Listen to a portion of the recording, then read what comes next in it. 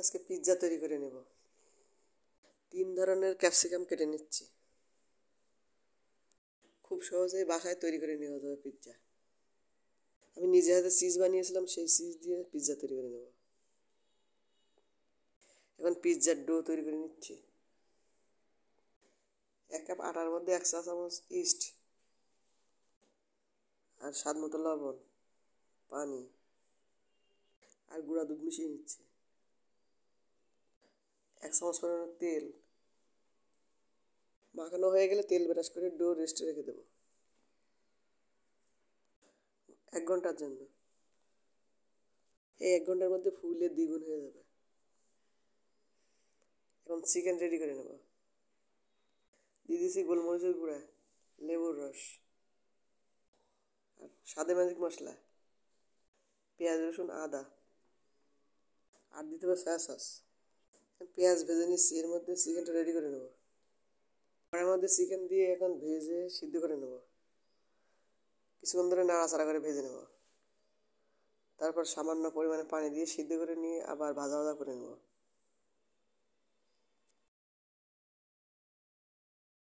Do এখন ready হয়ে গেছে, ফুলে দ্বিগুণ হয়ে গেছে। এখন তৈরি করে নেব। পিৎজার ডোটা তৈরি করে নিচ্ছি। আমি হাত দিয়ে চেপে চেপে নিচ্ছি, আপনি চাইলে বেলে নিতে পারেন।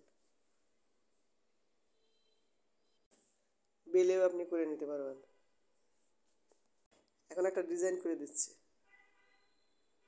যেহেতু আবার ফুলে উঠেছে, এখন কাঁটা চামচের সাহায্যে ছিদ্র করে নেব। ছিদ্র করা হয়ে গেলে এর মধ্যে আমি সব উপকরণ দিয়ে দেবো। ছিদ্র করা হয়ে গিয়েছে।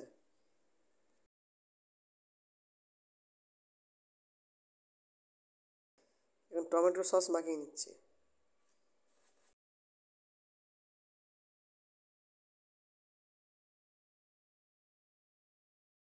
এখন দিয়ে দেবো বারবিকিউ সস।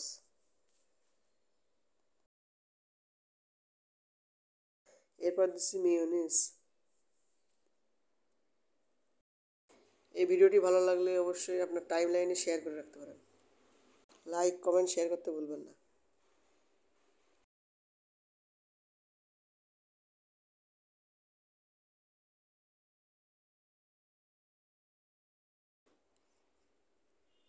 এখন এর মধ্যে দিয়ে দিচ্ছি সব ধরনের ক্যাপসিকাম। 3 ধরনের ক্যাপসিকাম দিয়ে দেবো। আগে থেকে ভেজে রাখা চিকেন দিয়ে দেবো। আপনি যদি ওভেনে করেন আরও সুন্দর হবে। আমি চুলায় বেক করে নিচ্ছি।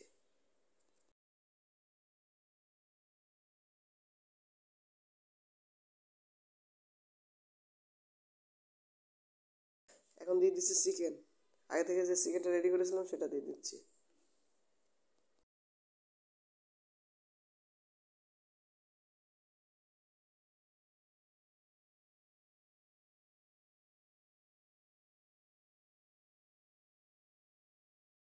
নিজে হাতে মোজারেলা চিজ বানিয়েছিলাম, সেই চিজ এখন দিয়ে দিচ্ছি।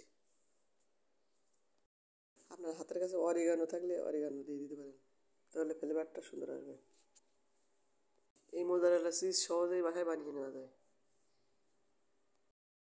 পিৎজার সাইড দিয়ে ডিম ব্রাশ করে দিচ্ছি। আপনি যদি ওভেনে বানিয়ে নেন তাহলে উপরের কালারটা সুন্দর আসবে। পিৎজার আসল টেস্ট পাওয়া যায় অরিগানো ব্যবহার করলে।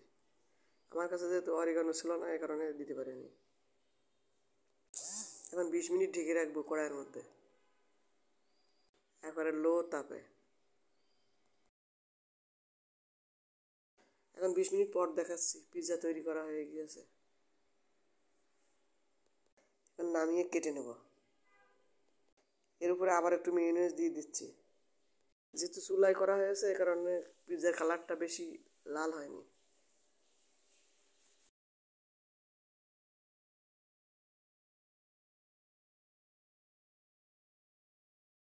এখন কেটে নিচ্ছি।